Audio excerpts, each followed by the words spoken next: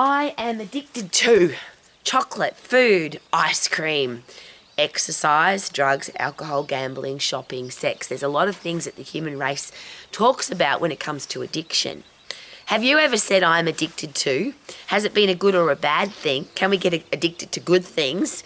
What do you do if you're addicted to bad things? Can you become unaddicted? And because I've been involved with the human body and the human brain and high performance all of my life, as an exercise professional, I've managed health clubs all over the world. Now we have a college that is simply designed to provide excellence for the human body and the human brain to perform at its best. Obviously, I've been studying the human brain really carefully. And it's really interesting because a lot of people who say I'm addicted to, they end up in a psychiatrist's office, a doctor's office, they talk to a neuroscientist or a counsellor. There's some kind of medical intervention for the addiction that people have. But here's a great question. If you want, you've got to live inside your body for the rest of your life. Would that be fair? I'm living in mine. My brain lives inside my body, and I want to know how they both work together so that if I ever end up, and I pray that I never do, end up in a doctor's office or in a hospital or involved with some kind of medical practitioner, I want to go there fully armed with information about how my body works and how my brain works so that I don't get conned. And the reason for that, of course, is that every expert disagrees. Every psychiatrist, psychologist, cardiologist, endocrinologist, they all disagree about stuff, even if they've got the same degree from the same university. So what they don't disagree on, though, and what nobody can argue about, is how the human body works, the physiology, so the anatomy and physiology of the body. So would it be a really good idea to work, study, educate, train yourself about how your brain works and how your body works, how they work together to keep you healthy, to keep you mentally tough and strong and keep you physically tough and strong, which has been my driving force. So the pre-frame for that is, having been an exercise professional all of my life and having worked with literally thousands of people that have shared with me, I am addicted to. Rowie, I'm fat because I'm addicted to chocolate. I'm out of shape because I'm addicted to carbohydrate. I don't want to exercise because I'm addicted to sitting on the couch. I've abused drugs, I've abused alcohol, I've abused food, I've been a gambler, I've done all of those things or some of them, and I want to be healthy, fit and strong, which is a lot of the reasons why people end up in a health club talking to a personal results coach or me as the manager of the health club. So it's been a driving force for me to study how the human brain works and what addiction actually is. So what do we get addicted to? And if you say I'm addicted to chocolate, is it the chocolate? I'm addicted to alcohol, is it? What about now? People say I'm addicted to social media, I'm addicted to playing computer games, I'm addicted to how many likes or subscribers I've got on my social media channel. What we get addicted to, and this is really interesting because I'm sure you've heard it, is a neurotransmitter called dopamine. It's a reward transmitter. It's the hormone inside your body, the brain neurotransmitter that says, wow, you feel fantastic. You need more of that.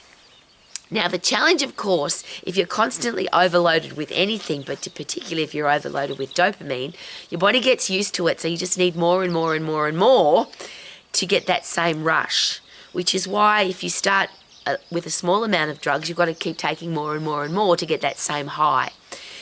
If you get addicted to exercise, you've got to keep doing more and more and more and more to get that same high.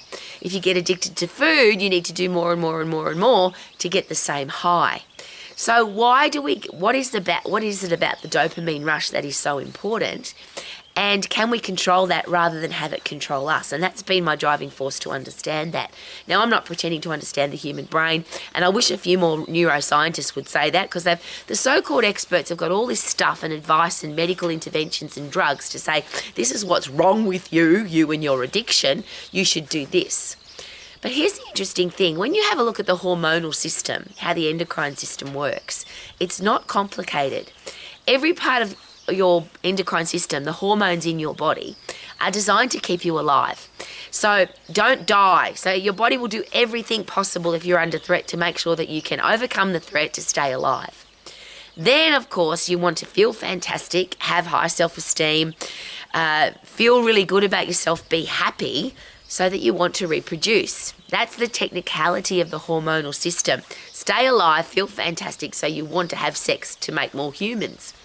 So if you look at it in simple terms like that, your body will do everything. If you're under threat and you're going to die, your body will do everything to keep you alive. Your body wants you to be happy, wants you to feel good, wants you to have high self-esteem, so that you want to have sex. Isn't that awesome? Now, it's interesting because people have shared with me many times, Rowie, I'm addicted to sex.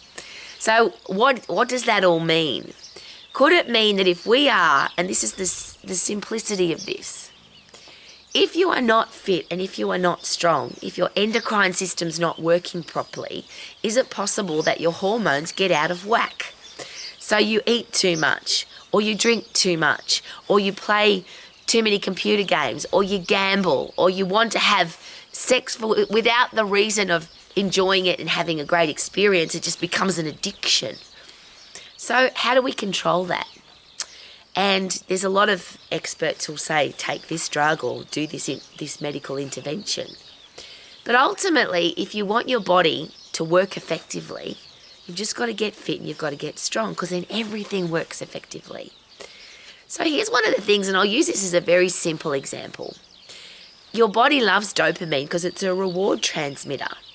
So after you fight and flight, after you overcome a threat, your body then produces dopamine to say, congratulations, you overcame the threat, well done, which is why we have a simple example why you get a dopamine rush when you play a computer game. Because if you won the game or you went up to another level, yay, you overcame the threat, congratulations. So you feel good. You also have serotonin, which is a satisfaction neurotransmitter.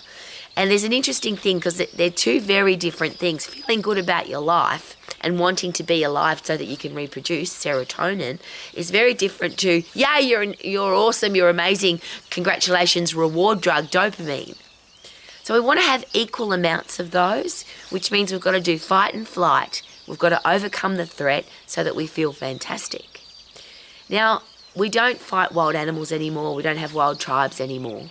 But we can put our body in that exact same position, because your body, your brain, everything about your body is blind and it doesn't know what you're doing. It just knows if I'm under threat, I have to overcome the threat. If I've got a challenge, I have to overcome the challenge. I have to be fit and strong to do that. So that whole thing works together beautifully. So without being a psychologist or psychiatrist or a brain surgeon, doesn't it make sense that if you overcome a threat and now you have a dopamine rush and then you have it even out of your serotonin levels, not only are you healthy, fit and strong, but you feel good, you feel rewarded, you feel satisfied, which the ultimate outcome then for your hormonal system is that because you feel good, you want to reproduce. Now, even if you don't want to reproduce, wouldn't it be good to feel good all the time? So what do you need to do to feel good all the time?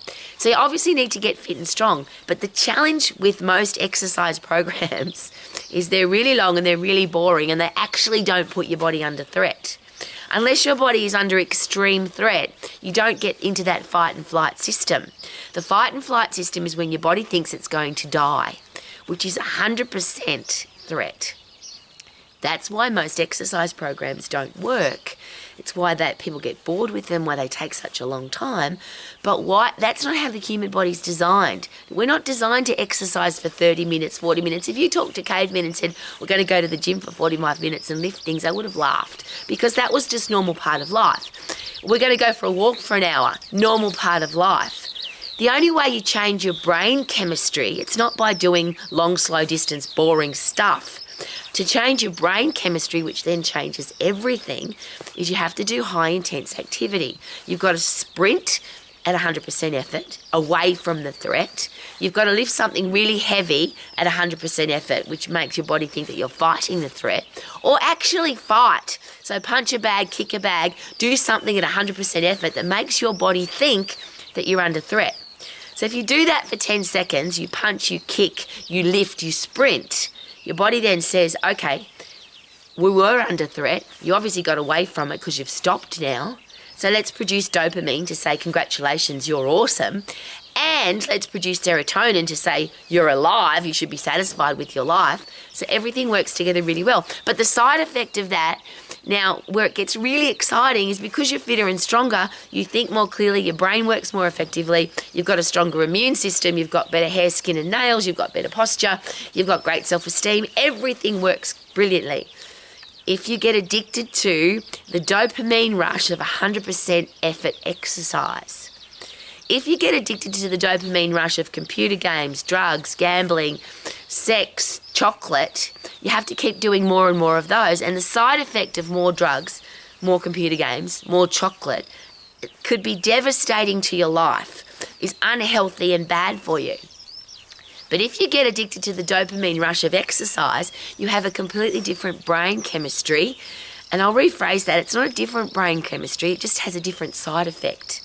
Because the side effect of exercising at 100% effort, 100% burst of you think you're going to die, let's overcome that threat, is that you get fitter and stronger. It's not a bad side effect. It's an awesome side effect. So every single person I've ever worked with a food addiction, a gambling addiction, alcohol, drugs, doesn't matter. Talk to any neuroscientist, any behavioural scientist, any psychologist or psychiatrist. They will all say the same thing. We don't get addicted to drugs, alcohol, gambling. We get addicted to dopamine. We can't change we can't get rid of a bad habit or a bad addiction. We just change it for a good one. So every single one of my clients, every single one of my members that's ever spoken to me about addiction, it's a very simple process.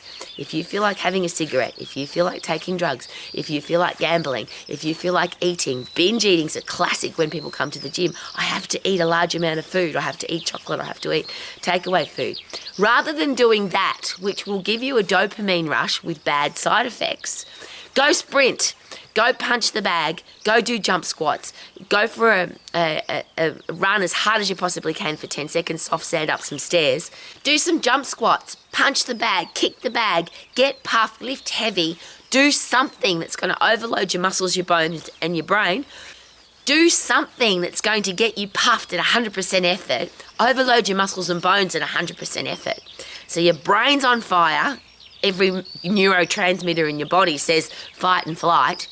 After you've overcome the threat, so after you stop your 10 seconds of high intense activity, after you stop punching, after you stop kicking, after you stop sprinting, your brain says, we overcame the threat, you're obviously still alive. Dopamine! So now you get the dopamine rush, but with the ultimate side effect. You get the serotonin even out in your brain, but without any side effects. You get the brain-derived neurotropic factor, which is let's be better for next time. And then the really exciting one, which is the myokine system, which is the message that the muscles send back to the brain to say we have to be better for next time. So you get fitter, you get stronger, you get wiser, you can think better, you become more decisive, you become a better critical thinker without any of the horrible side effects of gambling, smoking, taking drugs, the things that people get addicted to for the dopamine rush. So the simple question is this: where are you going to get your dopamine rush from? Are you going to have the horrible side effects of all the horrible things that people get addicted to? Or rather than eat, drink, gamble, smoke, take drugs, go get puffed, lift heavy, do something at 100% effort to change your brain chemistry.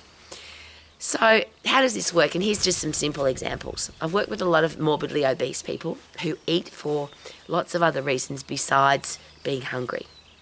In fact, most of them are never hungry. They eat because they're angry, depressed, upset, emotional. But when you go put your body under threat at 100% effort, when you go really hard, you produce the dopamine that you would get from eating food, but you get the side effect of getting fitter and stronger. You change your metabolism.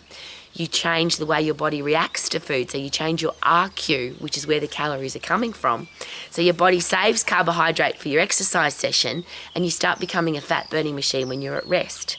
So what's happened to my morbidly obese people that start sprinting at 100% effort, not going for a walk, not doing a 45-minute class, not going to the gym for an hour, plodding around the gym lifting light weights for toning, none of that silliness, because that's what that is. It's a waste of time because that's not how the human body works. When you get a morbidly obese person going at 100% effort for 10 seconds, which they can do because there's no lactic acid burn, they don't get that horrible burning sensation in their muscles, they don't get feel sick, nauseous from the green zone, which is the lactic acid system. They don't get bored, because when you exercise somebody in the aerobic system, it takes a really long time for anything to happen. When you put people into the 10-second high intense burst of activity exercise program, they get the brain change, they get the body change, they get the self-esteem change, and their whole life changes. Now, I've done this with smokers, drinkers, drug takers, gamblers, food addicted people. Doesn't matter. And the reverse of that, I've done this exact same program with people who are anorexic and bulimic. Because if you talk to an anorexic person and they tell you the truth, they are addicted to the feeling of not eating.